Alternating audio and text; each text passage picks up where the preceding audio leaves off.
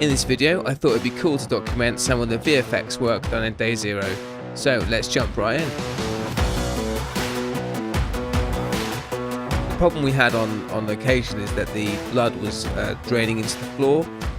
So I knew I had to do some post-production work to kind of make that better. So I got a 3D tracker, and then I created a null layer.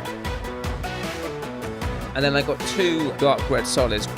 I feathered them out, whipped it to the null layer so it would follow the camera tracker and stay on the floor. I think it's quite effective.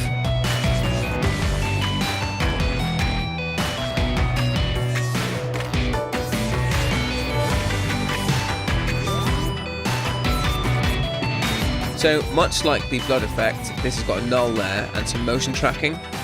So you can see the motion tracker there going for the motions. I had to hand track it in the end. And then the adjustment layer underneath is pick whipped to the null layer.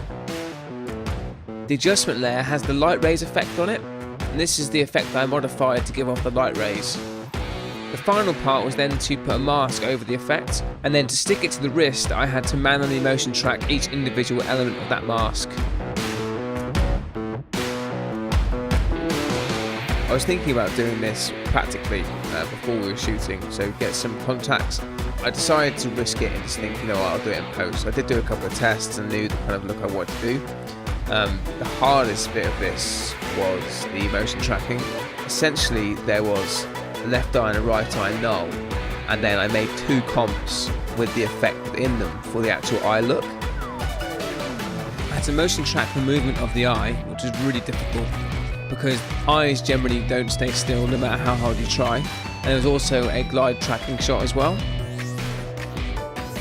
So when it comes to the look of the eye, what I did was I took a still shot of the eye, I dialed in a white solid to make it look even more creamy, and then for the pupil I added like a marble effect, so it made it look really glassy.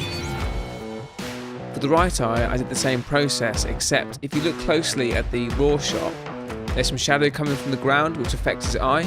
So to make the effect sell even more, I then just kind of feathered the black solid to mirror the shadow of the floor onto the effect of the eye.